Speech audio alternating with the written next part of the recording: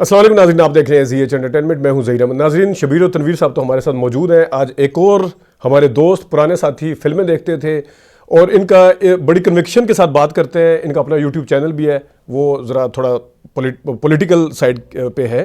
फयाज़ राजा साहब, और मैंने शायद इनका जिक्र भी किया था अपने किसी वीलॉग में कि वैसे तो फयाज़ राजा साहब जो है फिल्मों के हवाले से ये भी मास्टर हैं एक किस्म के। हमसे छोटे हैं लेकिन कई मामलात में हमसे बहुत आगे हैं।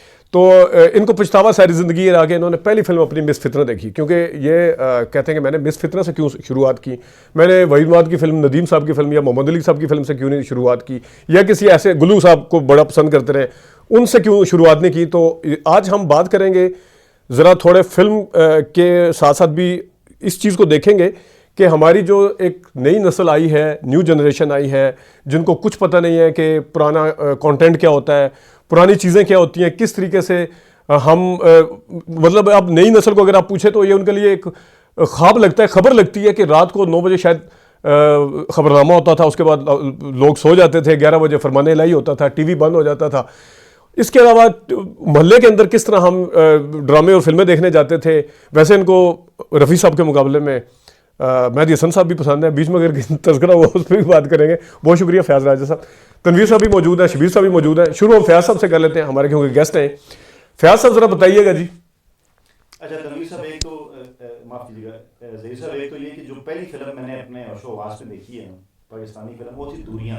वो टीवी पे देखी, हाँ टीवी पे। तो मेरा ख्याल है 84 एग्जैक्टली, बिल्कुल बिल्कुल 84 में ये होता था कि हर जुमेरात वाले दिन, क्योंकि जुम्मे को छुट्टी होती थी, तो जुमेरात वाले दिन जो है वो जो पीटीवी है वो एक फिल्म दिखाया करता था। उसके बाद मुझे, बल्कि हमने बाकायदा बहन भाइयों ने लिख के रखा होता था अपनी जो है वो नोटबुक्स के ऊपर ना, कि पहली फिल्म हमने दुनिया देखी, उसके बाद फिर खूबसूरत देखी, उसके बाद तेरे बिना क्या जीना देखी, बहुत दफ़ा लगी, खूबसूरत भी बहुत दफ़ा लगी। पहचान, उसके बाद ना, मतलब पहले वो चारों तरतीब से मुझे याद है कि दुनिया, उसके बाद खूबसूरत, उसके बाद फिर तेरे बिना क्या जीना, उसके बाद फिर पहचान। वो मेरा ख्याल है पहचान का वो गाना था, मेरा प्यार की राह पे चला करो, अल्लाह अल्लाह अल्लाह किया करो, मेरा प्यार तेरे जिलवे का संग। मुनव्वर सईद साहब का नेगेटिव रोल था उसके अंदर, बिल्कुल। तो वो सारा बिल्कुल था। तो खैर, सनमा के ऊपर तो पहली फिल्म मिस फितना ही थी।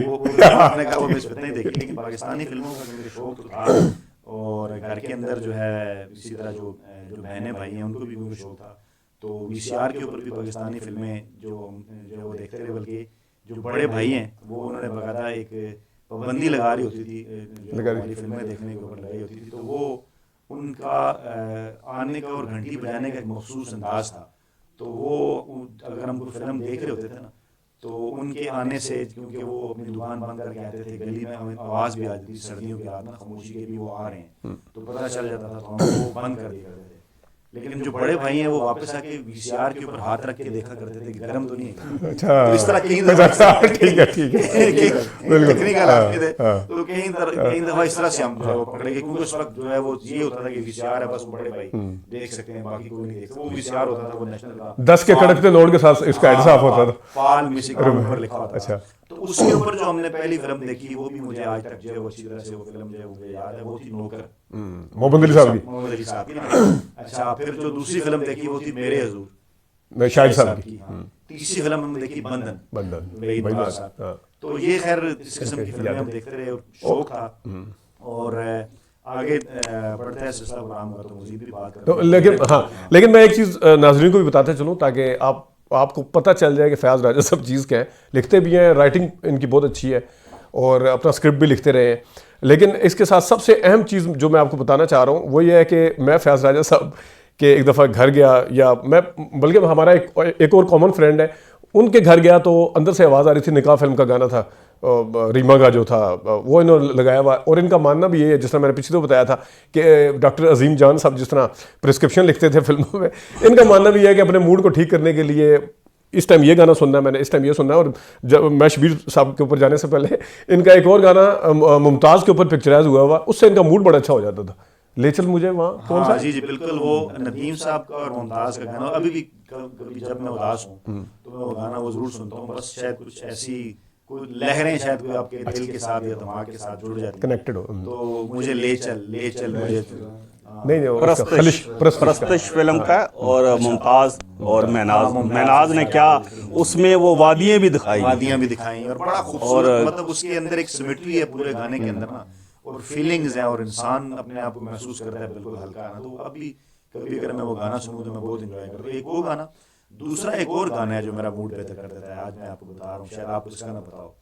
वो चूड़ियाँ फिल्म आने के बाद एक और फिल्म आई थी, मेहंदी वाले हाथ, निकी जी हाँ, दिल ले जा निकी जी हाँ करके, गोरे बुख्ते दुपट्टे दी छां करके दिल ले जा निकी जी, वो गाना मुझे बहुत पसंद है। अच्छा, और मैं अगर तनवीर साहब से गुजारिश करूंगा, इनसे हम रिक्वेस्ट ही कर सकते हैं तनवीर साहब से कि फयाज साहब जो थे ये बहुत ज़्यादा स्लिम थे, अब ये थोड़े से वज़न इनका बड़ा है, और जितनी ये मेरी दाढ़ी है इससे ज़रा थोड़ी सी शायद बड़ी दाढ़ी थी इनकी।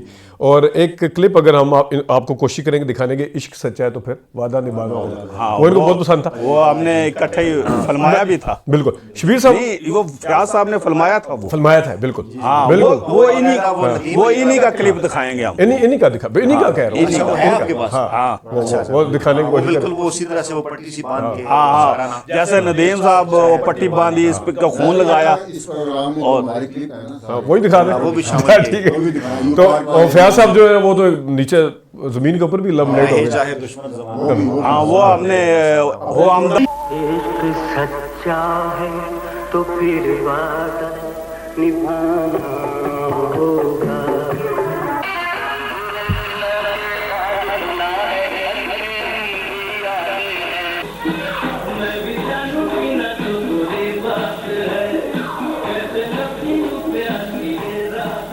मैं मजबूर, मेरा प्यार तुम मजबूर नहीं।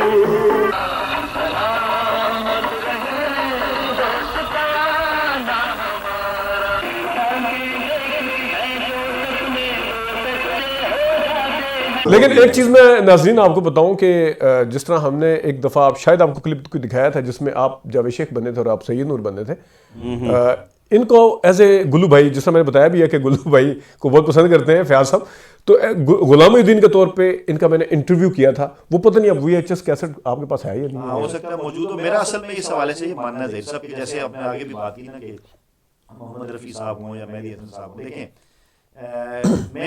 मैं ये ज़ाती तौर पर समझता हूँ कि इनके दरमियान किसी किस्म का कोई कंपैरिजन नहीं किया जा सकता। ये बात ठीक कह दें कि ये उस टाइम हम करते थे, जिद में आगे करते थे, बहस को लंबा करने के लिए करते थे। एक दफ़ा हमारी कोई 8-10 घंटे की बहस भी हुई थी किसी के ऊपर। लेकिन वो जो शबीर साहब अक्सर कहते हैं ना पाकिस्तानी अदाकारों के मुतालिक, ये सारे फूल हैं, ये बात ठीक है। मैं सईद नूर साहब का एक इंटरव्यू पढ़ रहा था, मैं शबीर साहब पे आता हूं, तनवीर साहब पे भी आता हूँ, सईद नूर साहब का मैं इंटरव्यू पढ़ रहा था अभी, क्योंकि हमने प्रोग्राम करना था उस पर, अचानक हमारे लिए बहुत अच्छी ब्लेसिंग हुई कि फयाज साहब आ गए, वरना हमने रूटीन का एक प्रोग्राम करना था किसी एक अदाकार को लेके। तो आने से पहले वैसे ही मेरे नज़र से एक सईद नूर साहब का इंटरव्यू, एक राइटिंग गुजरी, इंटरव्यू नहीं था वो, उन्होंने किया हुआ था बेग साहब के बारे में, नदीम साहब के बारे में।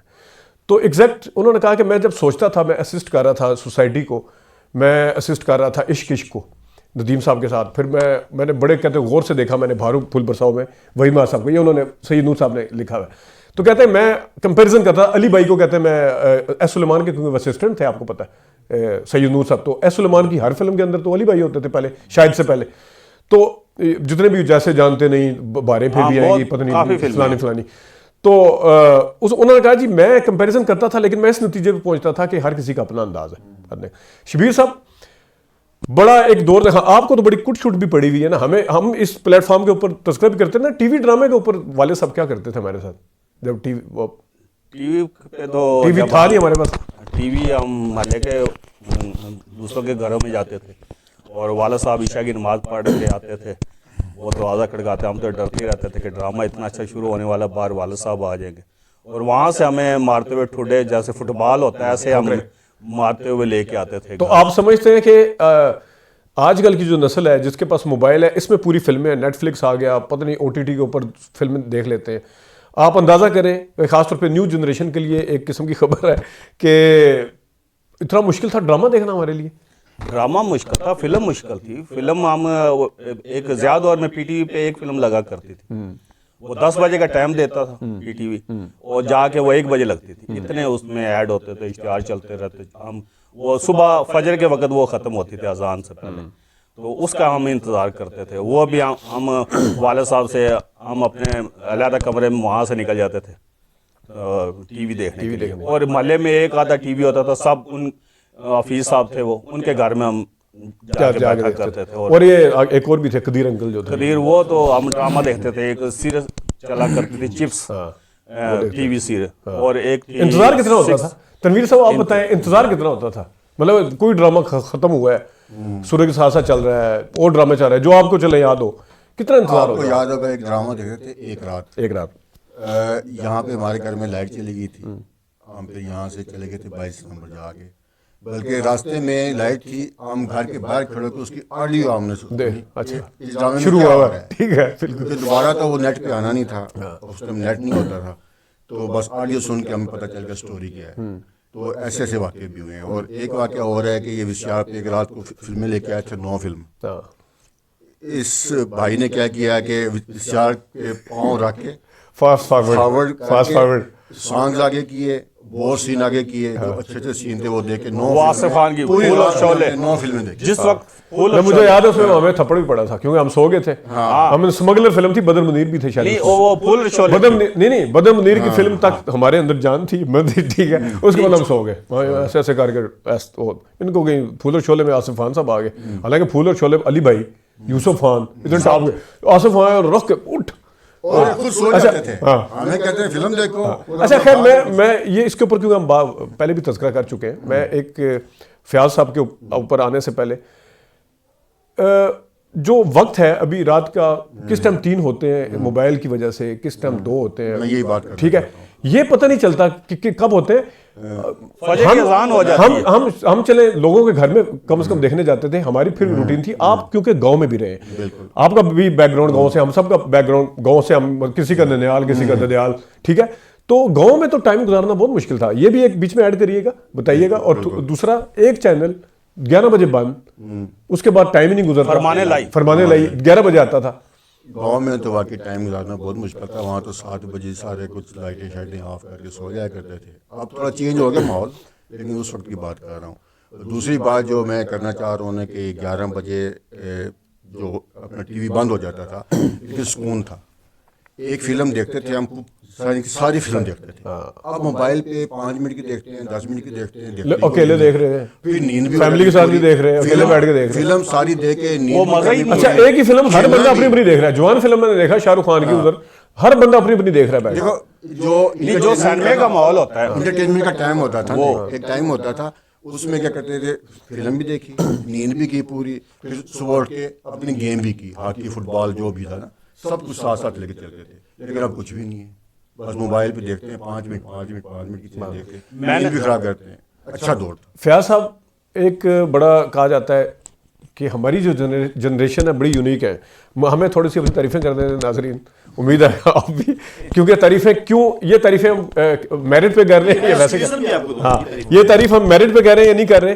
फयाज साहब ज़रा बताइएगा कि ये वाली जो जनरेशन अब आई है, इसमें और हमारी जनरेशन में और हमसे जो पहले हमारे वालिदैन थे, उसमें फ़र्क क्या है, हम किस तरह यूनिक है? अच्छा, पहले तो मैं आपके नाज़रीन को, अपने नाज़रीन को ये बताना चाहूँगा कि मैं अपनी जो ऑब्जर्वेशन आपसे शेयर कर रहा हूँ, इसकी कुछ रीज़न है, इसके पीछे एक्सपीरियंस है। यानी कि मैं हर सेमेस्टर के अंदर तकरीबन 100 बच्चों को, मीडिया स्टडीज़ के बच्चों को पढ़ाता हूँ, जो कि यही काम करते हैं, शॉर्ट फिल्म्स बनाना, मूवीज़ बनाना, ऐड बनाना, ड्रामे देखना, बनाना, स्क्रिप्ट लिखना, ये सारे काम 2-3 इस्लामाबाद की यूनिवर्सिटीज़ के अंदर, यानी हर 6 माह बाद तकरीबन 100 बच्चे मेरे पास आते हैं 3-4 यूनिवर्सिटी से। तो मैं ऑब्जर्व करके आपको उससे बता रहा हूँ। लेकिन पहले एक मैं कमेंट करना चाहूँगा, वो जो इन्होंने बात की ना कि लाइट चलेगी और ड्रामा, आपको याद होगा लैला ज़ुबैरी साहब का पहला मशहूर ड्रामा था छाँव, ठीक है। तो वो क्योंकि इस तरह की सहूलत नहीं थी कि नहीं देखा, जैसे आजकल है ना कि यूट्यूब पे आ गया, सोशल मीडिया, वो तो गया रिपीट भी नहीं, अगले दिन। अब तो ड्रामा अगले दिन 2 बजे रिपीट होता है, रात को 1 बजे रिपीट हो रहा होता है। मतलब जब इंटरनेट नहीं था तो पहले ये सहूलत आ गई कि रिपीट का ऑप्शन आ गया,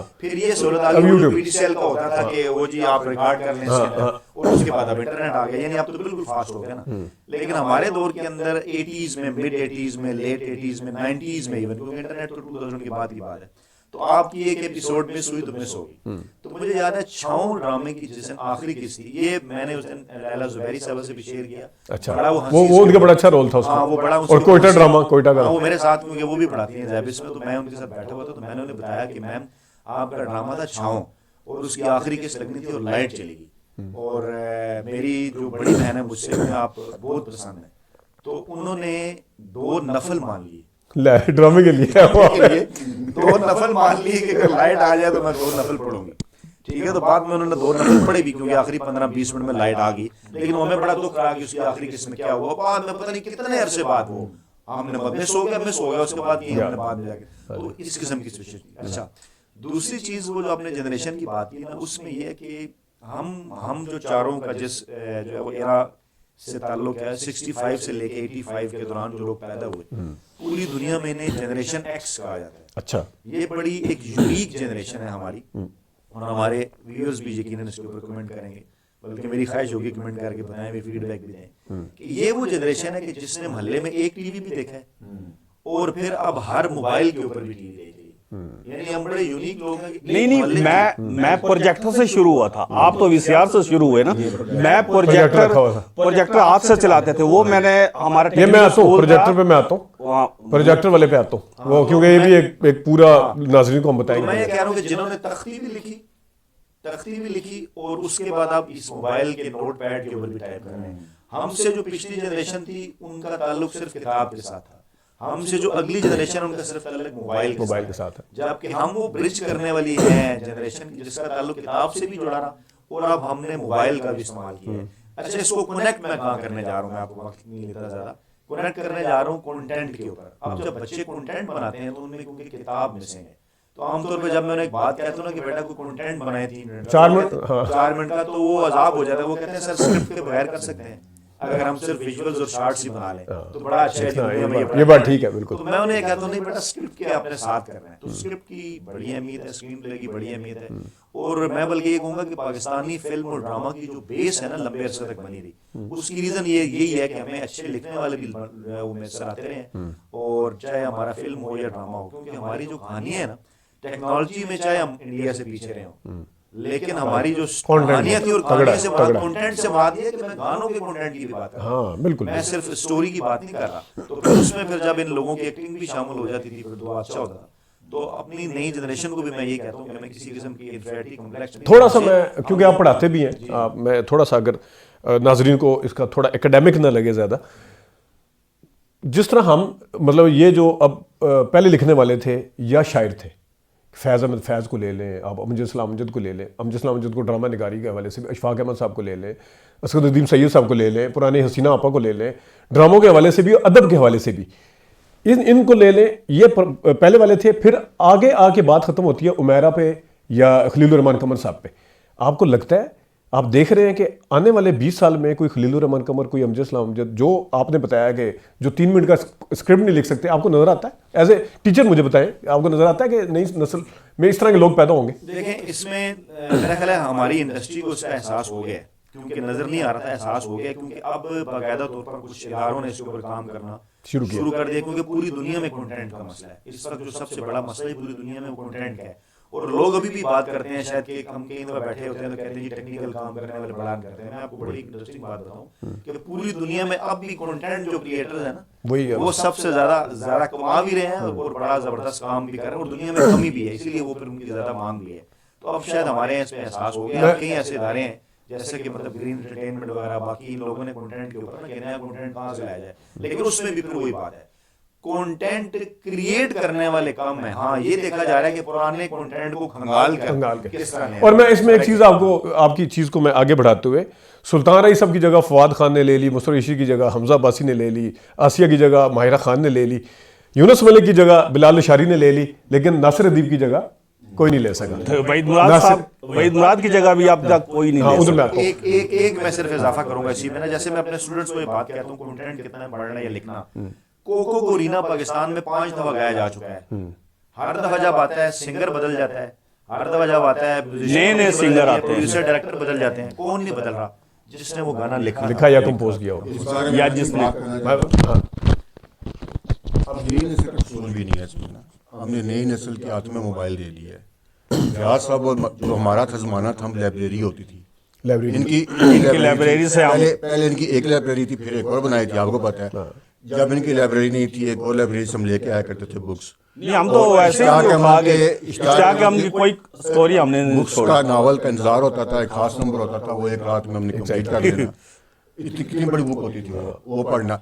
वहाँ से हमें आदत पड़ी लिखने की। अब नई नस्ल बेचारी क्या कर रहे हैं, उनके हाथ में मोबाइल नहीं, है। लेकिन हमारी फिल्में या पढ़ा जाएगा तो तभी पता चलेगा ना किस तरह लिखना मैं है, इस चीज़ क्या में करना है। आपके उसमें ऐड करता हूँ। आपने मुझे एक दिन फ़ोन भी किया, आपको याद होगा कि कंटोनमेंट लाइब्रेरी, ठीक है, उसमें हमारा बाकायदा नाजरीन मुकाबला चलता था कि अगर कोई किताब आती है तो पहले कौन लेके जाएगा, कौन पढ़ेगा उसको। 15 दिन के लिए 2 किताबें इशू होती थी, ठीक है। और मैं बड़ी अच्छा भी लगा उस दिन जिस दिन आपने फ़ोन किया। एक दफ़ा मैं भी गया कंटोनमेंट लाइब्रेरी, और वो गया मैं कोई कम से कम 25, अगर 30 साल ज्यादा बता रहा हूँ तो 25 साल तो हो गए होंगे। तो 1993 के मेरे साइन हुए हुए, आपको पता साइन करवाते थे वो? हाँ, साइन होते तो साइन हुए किताबें देख के बड़ा अच्छा लगा मुझे। और अब किताब कुछ सामने ला के रहा तो बच्चे पढ़ते नहीं। शबीर साहब थोड़ा सा बताइएगा चेंजिंग के हवाले से। एनालॉग और इजाज गुल साहब ने बड़े डिटेल से बात भी की थी। हम जब एक पीछे फयाज राजा साहब की जो वेबसाइट लॉन्च हुई है उस पर हम गए हुए थे। ये प्रोजेक्टर क्या चीज़ थी ये बताएं ना जरा। अब तो वो आपको पता मल्टीमीडिया आ गया है, उसके मेरे ऊपर पास तो अभी भी प्रोजेक्टर है। मेरा नाम ही प्रोजेक्टर डाला मेरा हुआ है। नाम ही मेरे दोस्तों ने स्कूल में प्रोजेक्टर डाल दिया था, शबीर प्रोजेक्टर। तो वो क्योंकि मैंने प्रोजेक्टर बनाया था, हमारा टेक्निकल स्कूल था, FG टेक्निकल स्कूल। बल्कि टेक्निकल की फीस तो और टेक्निकल की फीस ये भी स्टोरी है नाज़रीन। मैं अबू से टेक्निकल की फीस भी ले जाया करता था। अबू गए उस्ताद के पास, टीचर के पास, ये 2.5 रुपये फीस है, तो ये 10 रुपये आप लेते हैं, 7.5 रुपये टेक्निकल के। वो हमारे टीचर गुलजार साहब थे, वो कहते हैं वो 7.5 रुपये केड़े टेक्निकल दे, वो तो टेक्निकल स्कूल का नाम है। कहते हैं ये 2.5 रुपये फीस है, टेक्निकल तो स्कूल का नाम है, स्कूल के नाम की फीस ले यानी कि असल फीस नाजरीन 2.5 रुपये थी। लोग चलो पागल किसी को बना लें या थोड़े पैसे मार लें, वो 2.5 रुपये के ऊपर 8 आने 4 आने लेकिन असली फीस 2.5, उसे 300% ज्यादा फीस जो वो ली जा रही है। मूवी देखनी होती थी। मुझे प्रोजेक्टर का इतना शौक था, इतना ज़्यादा कि मैं वहाँ पे मोती बाज़ार में गया, वहाँ से लेके आया प्रोजेक्टर, तो घर में रखा। वो आसिफ खान की फिल्म थी टकराओ, उसमें उसके सीन थे लड़ाई वाले, तो वो चलाते, हम हाथों से चलाते, बल्ब उसके अंदर लगता था, दीवार पर तस्वीर आती, आवाज़ नहीं आती। और रील इस तरह होती थी जैसे नेगेटिव है। हम वो नई जनरेशन negative- पुराने वो सारे रील- पुराने लोग सारे जानते हैं, नई नीचे जनरेशन को हम ऐसे। समझा देते हैं। और सबसे पहले जो मैंने जो 77 में फिल्म देखने से, सार्जेंट फिल्म देखने से पहले जो मैंने प्रोजेक्टर पे गाना सुना है ना, वो आपका खादिम, ये हमारे जो पेटियों वाले नहीं थे, ये कपड़े की पेटियां बनाते हैं डिस्पेंसिंग ग्राउंड, ये ईद पे प्रोजेक्टर लगाया करता था। ये गाना चलाता था और कुछ सीन होते थे लड़ाई के, तो इसने गाना चलाया आपका खादिम का, कहने को ये गीत है दरअसल चर्चा तेरा। ये वहीद साहब का मैंने गाना वो सुना, प्रोजेक्टर और लड़ी मैंने कहा, और वो जो मेहदी हसन साहब और वहीद साहब, मुझे ऐसे वो मेरे दिमाग पे छा गए दोनों। पीछे मेहदी हसन साहब अच्छा, की उस टाइम आवाज़। तक सार्जेंट नहीं देखी? तो और उस वक्त तक सार्जेंट मैंने नहीं देखी थी। पहले एक गाना हमने सुना, वो 8 आने का टिकट होता था, 8 आने भी नहीं, 4 आने, 4 आने, चलो जी बैठो। वो दुकान वो में ना ईद पे वो खाली कर देता था, पेटियां बाहर साइडों पर खा के, तो वो यही टिकट ये फिल्म दिखाता था। इसी पे सब लोग हंसेंगे भी, जो वाकया हुआ इनके साथ, जो हमारा रिलेटिव आया था वहाँ से सहीवाल से, इसका प्रोजेक्टर पैक किया। हाँ, जो मैं मोती बाजार से प्रोजेक्टर लेके आया था ना, तो वो ये ऐसा story पहले है। तो मैं गया होता गाँव, अब्बू से पहले तो वो सजाद ले गया, वो 1-1 रुपया टिकट लगा दिया, वो ले गया जी, साथ रीलें भी अब्बू के कहते हैं, अब्बू ने दे दिया उठा के। तो फिर उसके बाद वो हमारा कज़न था, तो उसके साथ उसने वो प्रोजेक्टर मेरा डाला उसमें थैले में, और चारों तरफ कपड़े, और वही थैला मैंने उठाया भी इसने उठाया वो मैंने, यानी कि ट्रेन पे उसको छोड़ के फिर साबित हुआ ना कि बाप बाप ही होता है। बाद में पता चला प्रोजेक्टर मेरा ले गया वो। घर आके देखा प्रोजेक्टर गायब। प्रोजेक्टर। और उसके बाद इन्होंने शबीर साहब ने वो रीलें शिलें तोड़ी थी, फिर पता नहीं और अब्बू ने तोड़ी थी। नहीं, वो अब्बू ने रीलें तोड़ी थी, इन्होंने पूरे घर की बिजली काट दी। अब्बू ने वो बल्ब तोड़ दिए सारे। वो प्रोजेक्टर अब्बू ने तोड़ दिया था मेरा। तो मैं आया स्कूल से, आगे देखा प्रोजेक्टर सारा टूटा हुआ। उसके कुएं के पास पड़ा हुआ, टूटा हुआ। और अब्बू ने वो रीले उसको ऐसे ऐसे करने की कोशिश की, तोड़ने की। उसको तोड़ने हाथ से। अब्बू के हाथ के जख्मी भी हुए। अब्बू के हाथ जख्मी हो गए, या तो वो कैंची से काटते, तो वो अब्बू के हाथ जख्मी हो गए। तो वो एक वाकया था। फिर मुझे गुस्सा आया, मैंने कहा इतनी मुश्किल से मैंने प्रोजेक्टर में रीलें लेके आता था, लड़ाई वाली सबको दिखाता था, स्क्रीन लगाता था, सफेद पर्दा, तो ये तो अब्बू ने मेरा सारा काम ही खराब, ये मेरा प्रोजेक्ट ही तोड़ दिया। मैंने फिर जो बिजली के बोर्ड थे ना, एक तार यहाँ से काटी, दूसरे तार गुस्से में आ गया मैं, दूसरे बोर्ड के तार काटी और गांव चला गया नानी के पास प्रोजेक्टर का इंतकाम। तो और वो फिर खालिद जो इलेक्ट्रिशियन था खालिद, इसको बुलाया अबू ने, ये कहते कि मैं यहाँ से लगा दूं, अगर ये शबीर को पता होगा कि कहाँ कहाँ से उसने काटी है बोर्ड के अंदर से, फिर इसने बोर्ड जोड़ दिए। हम पैसे भी उसी में छुपाया करते थे बोर्ड खोल के ना, वो अलग स्टोरी है। हाँ, वो भी है एक स्टोरी। तो वो फिर मैं गाँव से वापस आया 2 दिन, फिर वो ऐसा हुआ कि 2 दिन बगैर बिजली के रहे घर वाले, अम्मी भी अब्बू भी। तो मैं वो उस प्रोजेक्ट की वजह से मैंने बिजली। अच्छा, वैसे मैं एक चीज़ फयाज पे आने से पहले एक चीज़ मैं बताऊं कि जनरेशन जो गैप अब उतना नहीं रहा फयाज साहब, मतलब हम अपने बच्चों के साथ उस तरह के नहीं है जिस तरह के हमारे वालिदैन हमारे साथ थे या उनके वालिदैन उनके साथ थे। जो हमें वालिदैन, हमारे वालिदैन बताते थे अपने वालिदैन के बारे में कितने सख्त थे और क्या, अब वो नहीं है। ये भी एक हम जनरेशन को ये भी क्रेडिट जाता है, पता नहीं हमारी जनरेशन ने खुद आगे ये आज़ादी ले ली है या हमने दी है उन्हें, ये इसके ऊपर मैं आता हूँ। लेकिन थोड़ा सा बताइएगा जी, ये जिस हिसाब से फिल्में देखने जाते थे और जो इतनी पूरी स्ट्रगल होती थी, उसको अचीव करके हमें कितना सुकून मिलता था। देखिए, इसमें पहले वो मैं आपकी वो बात कर दूं ना कि वो जो आपने कहा ना कि हम क्यों हैं ज़्यादा करीब, या उसकी एक रीज़न है वो जो मैंने आपको बताया ना कि हमने क्योंकि दोनों चीज़ें देखी हैं, किताब और मोबाइल। लेकिन उसमें एक चीज़ समझें कि हमें जो है ना वो ऐसा नहीं हुआ कि हमने जो हमारे पेरेंट्स ने हमसे कुछ चीज़ सीखी हो, हमने उनको देखा तो किताब पढ़ना शुरू कर दी। लेकिन हम किताब तो पीछे से पढ़ते हुए आ रहे थे, लेकिन जो मोबाइल और टेक्निकल वाला मामला है वो हम खुद तो करते हैं, लेकिन खुद से ज़्यादा अपने बच्चों से भी डिपेंडेंट है, बच्चों पर डिपेंड मतलब थले लग गए। हाँ, तो इस वजह से उसकी एक ये रीज़न है कनेक्टिविटी की कि हमारा ज़्यादा उनके साथ क्यों है वो जो बन गए। अच्छा, एक चीज़ में ये एक चीज़ और भी है ना, हमें अब्बू ने इतना मारा है, फिर हमने कहा कि हम बच्चों को नहीं, हम बागी हो गए, स्कूलों में से भागते थे, स्कूल से भाग के फिल्में देखते थे, तो फिर हमने अपने बच्चों पे वो चीज़ नहीं की। और शबीर साहब, आप इस चीज़ से एग्री भी करेंगे, नाज़रीन को बताएं कि वालिदैन से हम छुप के फिल्में और ड्रामे देखते थे, ठीक है, वालिदैन का डर होता था। अब शबीर साहब जो है अपने बच्चों को ज़बरदस्ती फिल्म दिखाते हैं, वो नहीं देखते, वो देखते ही नहीं, वो कहते नहीं। और मैं उनको कहता ये फिल्म है, ये अब्बू हमें फिल्म देखने की वजह से मारते थे, ये अपने बच्चों को फिल्म ना देखने की वजह से मारते। तो मैं कहता कि ये मैं उन्हें कहता ये ड्रामे कोई असल आर्टिस्ट ये है। हम जब सिनेमा स्क्रीन पर मेहदी हसन की आवाज सुनते थे, आगे मोहम्मद अली साहब होते थे, दिल्ली स्कूल मिलता था। नहीं ये बाल जो है ना, ये रोंगटे खड़े हो जाते, रोंगटे इसको कहते हैं ना, ये रोंगटे खड़े हो जाते थे जब मेहदी हसन साहब का एक गाना गूंजता था। फयाज साहब तो रोला भी डाल देते थे फिल्म देखते थे। फयाज साहब को गाना आता था बकायदा तौर पे, ये शमा फिल्म इसने हमारे साथ शमा फिल्म, तो इसने पहले मिस फितना देखी, जब शमा दोबारा आई तो मैंने इन्होंने दाग इसी तरह धुल सकता था। 9 से 12 इनको लेके गया मैं, तो हमने ये रोला डाल दिया, कहता उस बड़ी स्क्रीन पे मेहदी हसन साहब गूंज रहे हैं, और क्या वो मेहदी हसन साहब के पीछे आवाज, और आगे ये हमारे आर्टिस्ट, इतने अच्छे आर्टिस्ट कहीं भी नहीं दुनिया में, कहीं भी। बताएं जी आप। अच्छा, वही वो जो आपने बात की ना कि जो है वो हमें देखने नहीं देते थे और हम जबरदस्ती उन्हें कहते हैं देखें तो वो नहीं देखते, ये बात एक ही है दोनों सूत्रों में। इससे साबित एक ही बात होती है कि यानी वो जबरदस्ती रोकते थे कि ये काम ना करो, तो हम फिर भी करते थे, और हम उन्हें कहते हैं जबरदस्ती कि ये देखो वो नहीं देखते, यानी हाँ, जिस चीज से रोका जाए आपने वो काम करना है, इसका मकसद असल यही है, जिस चीज से ये चीज।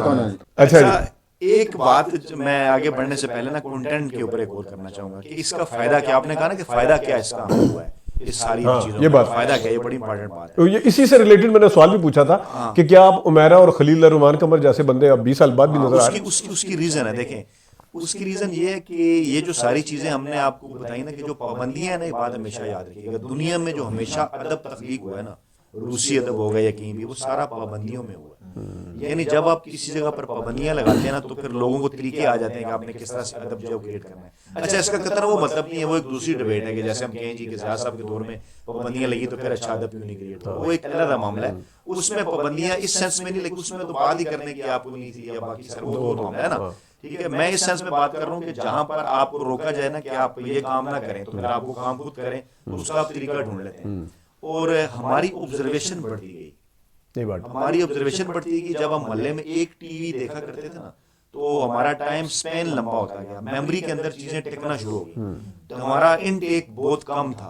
हफ्ते में अगर हमने 60 ड्रामे देखे हैं तो अब तो एक दिन के अंदर 7-8-10 7-8 ड्रामे आ जाते हैं, ठीक है। तो एक दिन में अगर हमने 1-8 बजे का ड्रामा देखना है तो हमारा इनटेक बड़ा कम था। लेकिन वो हम एक हफ्ता इंतजार करते थे। स्कूल में हम जाते, हम कहते ये अंधेरा उजाला आज लगेगा, वारस लगेगा, और या फिल्म महीने के बाद हम अखबार में देखा करते थे आज टीवी पे कौन सी फिल्म लगेगी रात को 10 वो बजे। ये कि excess of everything is bad. वो बच्चे कहते हैं ना, वो कहते हैं सर हमारे पास यूट्यूब है, फेसबुक है, ट्विटर है, इंस्टा है, हमारे पास प्राइम है, हमारे पास वो नेटफ्लिक्स है, लेकिन वो लिख तो नहीं सकते, वो लिख नहीं सकेंगे, स्क्रिप्ट उनसे लिखवा ले, स्क्रिप्ट नहीं लिख वो सकेंगे। इनटेक इतना ज्यादा है, इनटेक इतना ज्यादा है कि वो इतनी एक कंटेंट की बम्बारमेंट है, तसल्ली नहीं है, सुकून नहीं है, ठहराव नहीं है, सुकून नहीं है, एक ठहराव। और ये जो आप कह रहे हैं ना जिंदगी 5-5 मिनट के वो लिखने के लिए तैयार नहीं, क्योंकि ये देखते भी 5 मिनट ही है ना।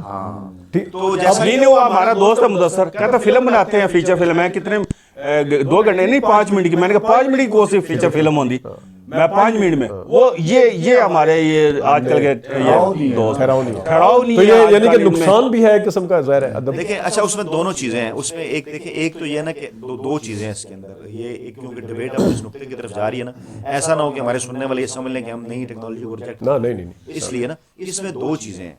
एक तो ये है कि हमने क्योंकि ब्रिज करना है चीजों को, तो हम ये नहीं कह रहे कि हम इन चीजों को रिजेक्ट कर दें। हमारे ख्याल में अगर अच्छा कंटेंट वहां क्रिएट नहीं हो रहा तो हम ही वो जनरेशन है जो उसको ब्रिज कर सकते हैं। हमें ये इसके करना चाहिए कि अगर कोई ये कह रहा है कि 5 मिनट या 7 मिनट या 10 मिनट का काम करना है, तो हम ये कोशिश करें कि अच्छे कंटेंट के साथ उन्हें करके चलें जी, आप 5, 10, 15 मिनट की करें, लेकिन कंटेंट बना के करें, कंटेंट बनाने की कोशिश करें। 10, 15, 20 आज की मैं बीच में ऐड करता चलूँ, अब मतलब है हम अगर जिस एज में अब हमारे बच्चे, अगर उस जमाने में हम इस एज में जब थे, हम इस एज में थे, उस टाइम अगर ये आता ना तो हम हर टॉपिक के ऊपर बात कर सकते थे। नहीं अब क्या है कि टेक्निकल क्या है कि मोबाइल अनबॉक्स हो रहा है जी। नहीं, लो जी, हमारे दौर में ये चीज नहीं है। ये इसके अलावा नई जनरेशन के पास उस तरह से बताने को कुछ नहीं है।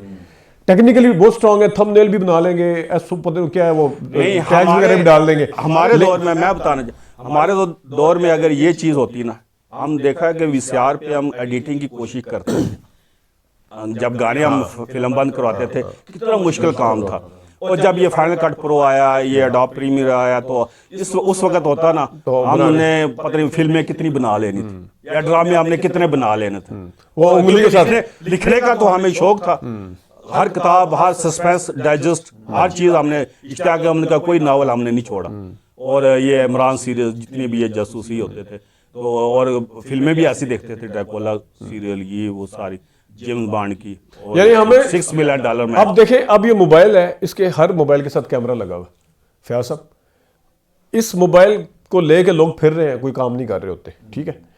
हमें गलती से, जिस तरह वो हमने क्लिप दिखाए हैं, थोड़े और भी दिखा देंगे, गलती से एक दिन के लिए कैमरा मिल जाता था, हम छोड़ते लो जी, फिर आधी रात तक, ठीक है।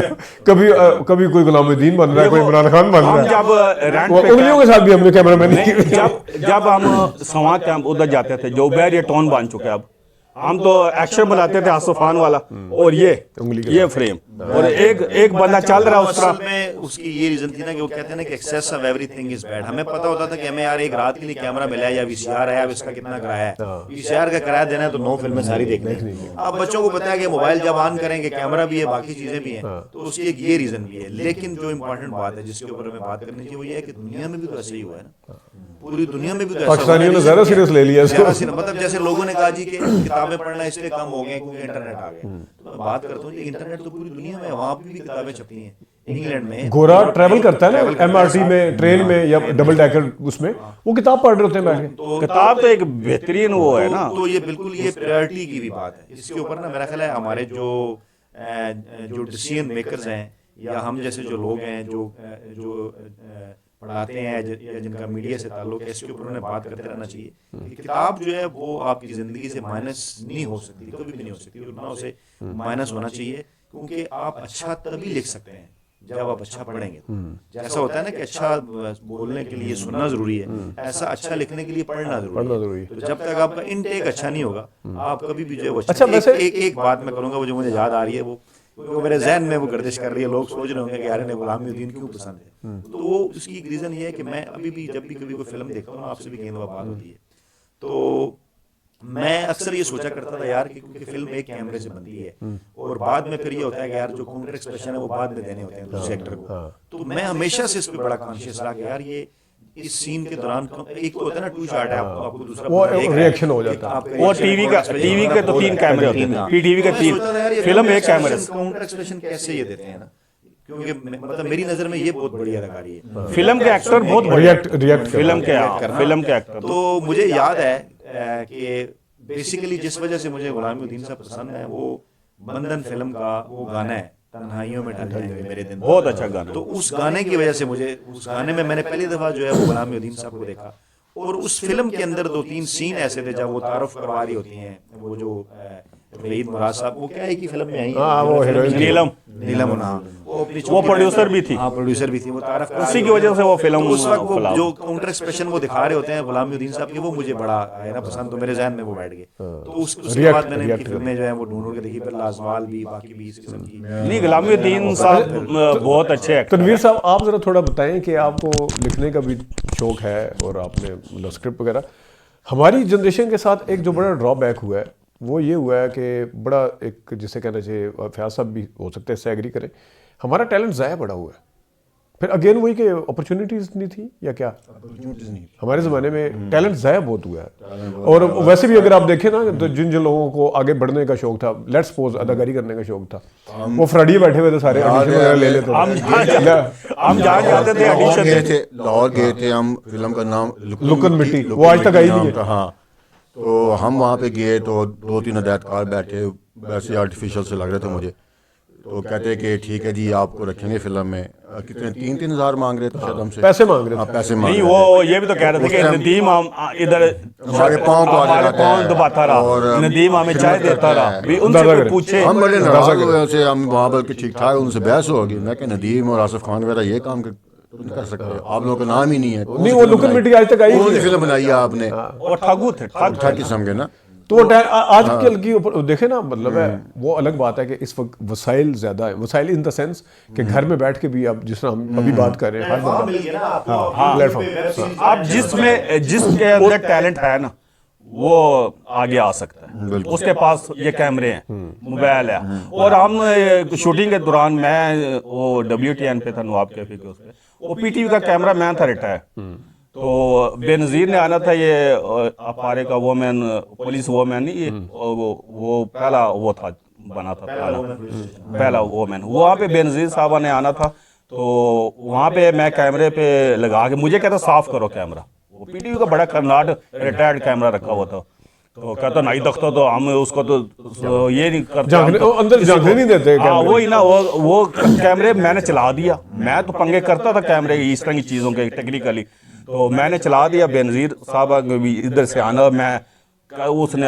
शिकायत लगा दिया, मुझे पहले वहाँ डांटा, मैंने तुम्हें साफ करने को कहा था, वो देखने नहीं देते थे कैमरे के अंदर।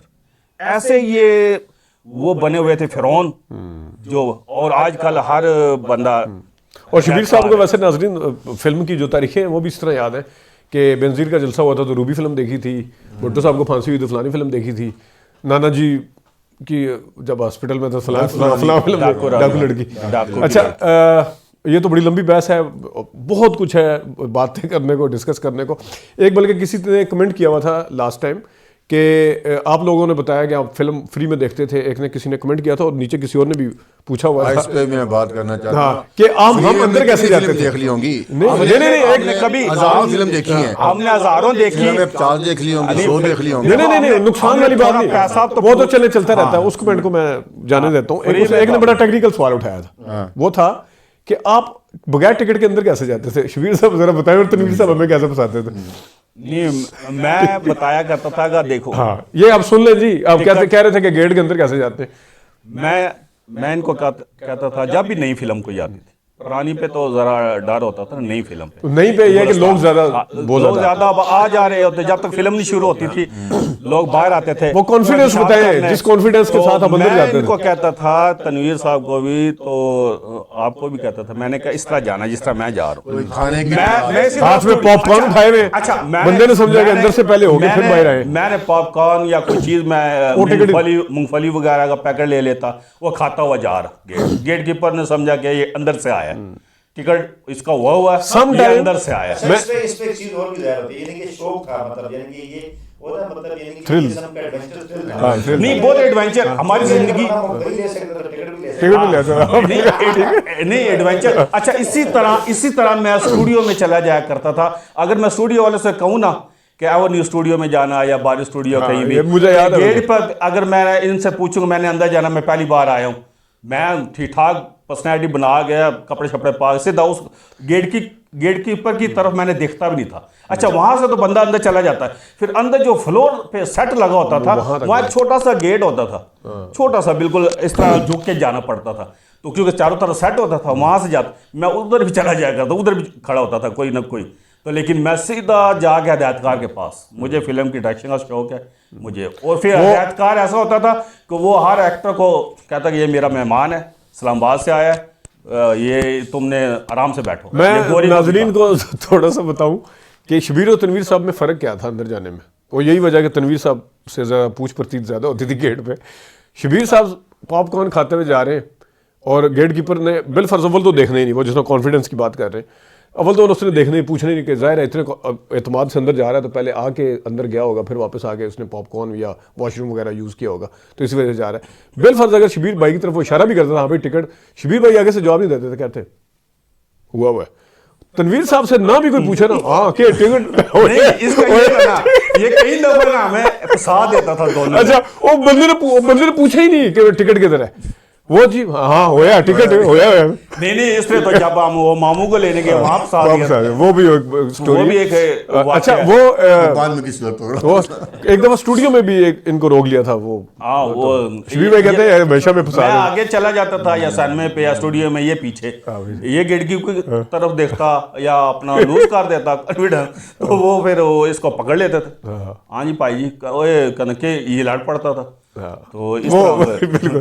तो नाजरीन ये बड़ी लंबी और बड़ी मज़े की कहानियाँ हैं, बड़ी अच्छी स्टोरीज़ हैं, और जो ख़ास तौर पे हम डिस्कस करना चाह रहे थे कि वो ज़माना जब लाइटें भी जाती थी, बिजली भी जाती थी, कोई यूपीएस नहीं था, ये भी हम मिस कर गए हैं किसी और टाइम पे। हम 2-2 घंटे इंतजार करते थे फिल्म दोबारा शुरू, जब लाइट चली जाती थी, कोई जनरेटर नहीं। बिल्कुल। और रात को 11:15 बजे अगर आप टीवी लगाएं तो टीवी बेजान, कुछ उसके अंदर दाने आ रहे, वो बारिश नहीं होती जैसे, वो बिजली का जाना और बड़े ऐसे चीजें थी जो अब के बच्चों को बताएं वो हैरान और परेशान हो जाते हैं कि ऐसा होता था और आप लोग ऐसे बिहेव करते थे। अब बच्चों को कहते हैं कितनी दूर हम लालकुर्द स्कूल में पैदल जाया करते थे, ये पैदल चलने का भी कंसेप्ट ही नहीं था। बिल्कुल ये वैन का बच्चों को स्कूल में, हम तो पैदल, जब उनको बताते अपना स्कूल यहाँ तक बाबा पैदल, हमने कहा यहाँ तक नहीं, हम पीएफ चकलाले तक वहां से सैनमे पे पैदल। अब तो मैं कहीं ऐसे बच्चों को जानता हूँ जो 150 मीटर की दूरी पे मस्जिद और जुम्मा पढ़ने मोटरसाइकिल में जाते हैं, आते हैं, इधर से आते हैं अभी नमाज पढ़ने, हमारे भी उधर से एक गुलशन रईस है। बिल्कुल। नाजरीन उम्मीद है आपको प्रोग्राम अच्छा लगा, अपना ख्याल रखिएगा। अभी तक ले इतना ही, इजाजत दीजिए, अल्लाह हाफिज़।